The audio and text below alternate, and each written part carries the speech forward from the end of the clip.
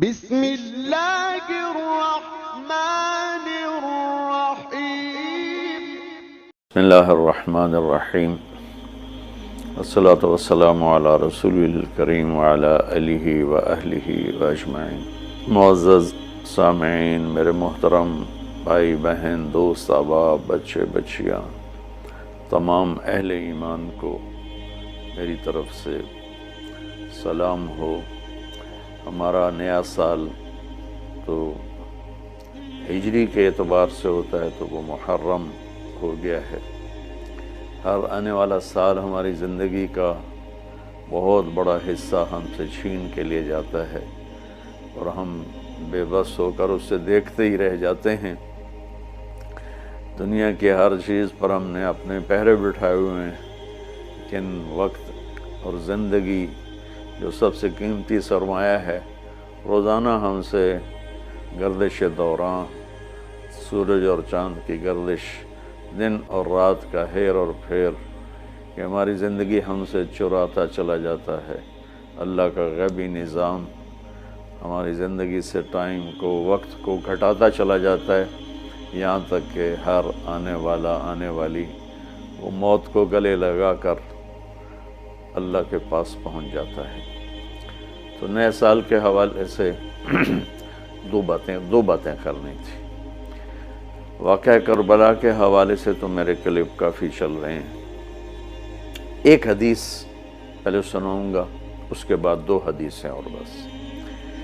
میرے نبی نے ارشاد فرمایا کہ علموا اولادکم القرآن ومحبتی ومحبت اہل بیتی او کما قال۔ میرے نبی نے فرمایا کہ اپنی اولاد کو تین چیزیں سکھاؤ۔ ایک قرآن سکھاؤ کہ قرآن زندگی گزارنے کا طریقہ بتاتا ہے۔ میڈیکل سائنس ہو یا انجینئرنگ سائنس ہو یا کائنات کا کوئی بھی علم ہو، وہ انسان بننا نہیں سکھاتا۔ اناٹمی پڑھ کے ڈاکٹر بن جائے گا، انسان بننے کے لیے قرآن پڑھنا پڑے گا، سیکھنا پڑے گا۔ تاجر، سیاستدان، زمیندار، بادشاہ، بیگم، ملکہ، رانی، فقیراً فقیر، امیراً امیر، سب اس چیز کے محتاج ہیں کہ زندگی کیسے گزارنی ہے، اچھی زندگی جس پر اللہ بھی راضی ہو اور ہم بھی سکون سے رہیں، وہ قرآن ہے۔ کہ قرآن ان ھذا القرآن یہدی للتی ہی اقوم، یہ دعویٰ صرف قرآن کا ہے۔ میرا اللہ فرماتا ہے کہ صرف قرآن ہی ہے جو تمہیں صحیح زندگی گزارنے کا طریقہ بتاتا ہے۔ ہمارے گھروں کی زندگی انتشار کا شکار ہے۔ شادی ہوتے ہی طلاقیں ہو رہی ہیں، طلاقوں کی ریشو بڑھ رہی ہے کہ والدین اپنے بچیوں پر صرف پڑھائی پڑھائی پڑھائی، اور ہمارے پاکستان میں پڑھائی تو ہے نہیں، صرف کاروبار ہے۔ تو بچیوں کو پتہ ہی نہیں ہوتا جب شادی ہوتی ہے کہ زندگی کیسے گزارنی ہے۔ ایسے والدین کو بھی نہیں پتہ ہوتا کہ ہم نے اپنی اولاد کو کس بنیاد پہ کھڑا کرنا ہے۔ تو قرآن وہ زندگی بتاتا ہے جس پر چل کر ہر بڑا چھوٹا، بڑی چھوٹی خوشگوار زندگی گزار سکتے ہیں۔ تو آپ نے فرمایا کہ اپنی اولاد کو قرآن سکھاؤ۔ دوسرا فرمایا وہ محبتی، اور میری محبت سکھاؤ، کہ آپ نے فرمایا لن یؤمن احدکم حتی اکون احب الیہ من الناس وولدہ ووالدہ اجمعین۔ آپ نے فرمایا کہ اگر تم چاہتے ہو کہ تمہارا ایمان مکمل ہو تو میری محبت اپنی ذات سے، اپنے والدین سے، اپنی اولاد سے اور پوری دنیا کے انسانوں سے مجھے سب سے زیادہ پیار دو گے تو تمہارا ایمان مکمل ہوگا۔ تو اللہ کے نبی کی محبت کے بغیر ایمان کامل ہو نہیں سکتا۔ اب محبت کا کیا پیمانہ ہے، کیا معیار ہے؟ ایک ہم نے بنائے ہوئے ہیں، مختلف معیار بنائے ہوئے ہیں عشق رسول کے، محبت رسول کے، لیکن میں وہ معیار بتاؤں گا جو نہ میرا بتایا ہوا نہ کسی اور کا، وہ میرے نبی کا بتایا ہوا ہے کہ اللہ کے رسول سے پیار کرنے والے ہوتے کون ہیں۔ تو آپ وضو فرما رہے تھے، صحابہ آپ کے وضو کا پانی نیچے سے یوں بک بھر بھر کے کوئی پی رہا ہے، کوئی منہ تے لا رہا ہے، کوئی ہتھاں تے، کوئی سینے تے. تو آپ نے پوچھا ما یحملکم علی ھذا، بھئی یہ کیا کر رہے ہو، کیوں کر رہے ہو؟ کہ حبا للہ ولرسولہ. تو صحابہ نے عرض کی یا رسول اللہ آپ اور آپ کے رب کی محبت میں کر رہے ہیں. سبحان اللہ. تو ہم نے فرمایا کہ میں تمہیں بتاتا ہوں کہ مجھ سے محبت کرنے والا اور اللہ سے محبت کرنے والا کون ہے. ایڈا سستا سودا نہیں ہے کہ صرف میرے وضو دا پانی تسی پی لو تے تسی میرے عاشق بن جاؤ. کہ وہ میں تمہیں بتاتا ہوں کہ اللہ اس کے رسول سے محبت کا پیمانہ کیا ہے. وہ پیمانہ ہے کہ اگر تم اس پر پورے اتر گئے تو دو طرفہ کام ہو جائے گا. تم اللہ رسول سے پیار کرو گے، اللہ رسول تم سے پیار کریں گے. تو ہم نے فرمایا فَلْيَصْدُقِ الْحَدِيثَ إِذَا حَدَّثَ. جو مجھ سے اور میرے رب سے پیار کرتا ہے اس کی پہلی نشانی یہ ہے کہ وہ ہمیشہ سچ بولتا ہے، کبھی جھوٹ نہیں بولتا.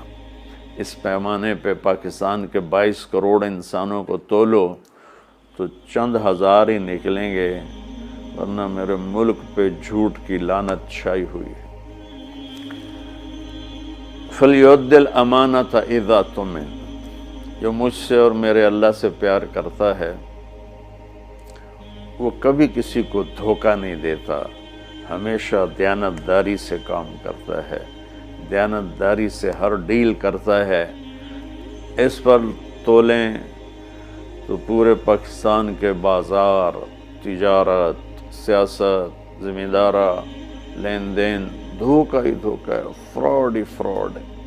اس میں بھی چند سو ہی نکلیں گے جن کو اللہ رسول کے محبت کی گارنٹی ملے گی.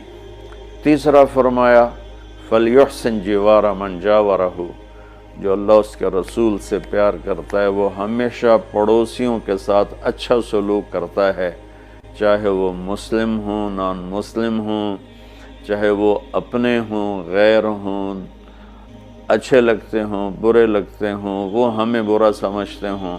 لیکن اللہ اس کے رسول سے پیار کرنے والے کی تیسری نشانی یہ ہے کہ وہ اپنے پڑوسیوں کے ساتھ اچھا سلوک کرتا ہے. یک طرفہ وہ تا کر دے نہیں، اسی کیوں کریے، انہوں سانو کدی سلام نہیں کیتا، اسی کیوں سلام کریے، وہ سانو کدی پچھڑ نہیں آئے، اسی کیوں پچھڑ جاویے. یہ عشق رسول کے دعوے دار تو ہو سکتے ہیں، اللہ کی بارگاہ میں ان کی کوئی گارنٹی نہیں ہے، یہ خارج ہیں. یہ بھی ہمارا سارا معاشرہ میں دیکھتا ہوں تو انتقامی معاشرہ ہے. ہمارے علاقے کی مثال ہے جی، قدمہ دے قدم ہون دن.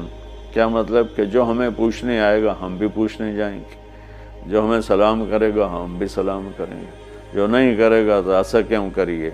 یہ میرے ملک کے اخلاق یہ ہیں. اور میرے نبی فرما رہے ہیں کہ مجھ سے محبت کی تیسری نشانی یہ ہے کہ وہ یک طرفہ ہو کر اپنے پڑوسیوں کے ساتھ اچھا سلوک کرتا ہے. تو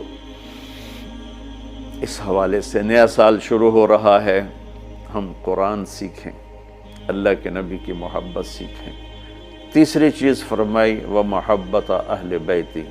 اور اپنی اولاد کو میرے اہل بیت کی محبت سکھاؤ.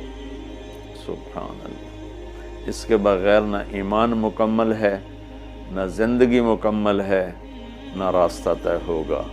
کہ آپ نے فرمایا غدیر خم کے موقع پر جب آپ حج سے واپس تشریف لا رہے تھے کہ میں تم میں دو بڑی بھاری چیزیں چھوڑ کے جا رہا ہوں، اگر ان کو مضبوطی سے پکڑ کے رکھو گے تو کبھی گمراہ نہیں ہوگے اور مجھ سے ملوگے. خلاصہ کے طور پر ایک میری کتاب اور ایک میرے اہل بیت. تو ہم نے قرآن کے ساتھ بھی ناانصافی کی ہے اور اہل بیت کے ساتھ بھی ناانصافی کی ہے. درد سے کہہ رہا ہوں یہ بات، میں فرقہ واریت سے بالا تر ہو کر یہ بات کر رہا ہوں کہ ہمیں اگر ان کے گھرانے سے پیار نہیں ہے تو وہ کیا ایمان ہے اور کیسا ایمان ہے. تو اللہ اس کے رسول نے جو محبت کی نشانی بتائی ہے وہ بھی میں نے بتا دی، اور جو اللہ کے نبی فرما رہے ہیں کہ 3 کام اپنی اولاد کو سکھاؤ: قرآن، میری محبت، میرے اہل بیت کی محبت۔ تو آؤ بھائی ہم اپنے ملک کے لیے بھی ایک اچھے پاکستانی بنیں، سچ بول کے، دیانتداری، محبت، ایثار، وفا، صحیح تولنا، صحیح بولنا، اور ماں باپ کی خدمت، بیوی کے ساتھ اچھا سلوک، اولاد کے ساتھ محبت۔ یہ سارے وہ چیپٹر ہیں جو اس وقت بالکل ادھورے پڑے ہوئے ہیں، اور صرف نماز پڑھ لینا اور حج عمرے پہ زور لگا دینا بہت اچھی بات ہے، میں کسی نیکی کی قدر نہیں گھٹانا چاہتا، لیکن اور بھی دکھ ہیں زمانے میں محبت کے سوا، راحتیں اور بھی ہیں وصل کی راحت کے سوا۔ اسلام تو ایک زندگی ہے، یہ تو چند مختصر عبادات پوری زندگی پر تو نہیں ہے نا۔ اس لیے میری فریاد سنو اللہ کے واسطے، علماء سے بھی کہتا ہوں، خطیبوں سے بھی کہتا ہوں، اپنا مسلک پیش نہ کرو، اسلام پیش کرو۔ اسلام ایسی خوبصورت زندگی ہے کہ اس کا خریدار آپ کو ہر انسان بنے گا۔ آپ سن لیں گے تو آپ کا احسان ہوگا، اب کر لیں گے تو آپ کی دنیا بھی بنے گی، آخرت بھی بنے گی، ورنہ فقیرانہ آئے صدا کر چلے، میاں خوش رہو ہم دعا کر چلے، وہ جو گیت تم نے سنا نہیں میری عمر بھر کا ریاض تھا، میرے درد کی تھی وہ داستاں جسے تم ہنسی میں اڑا گئے۔ السلام علیکم۔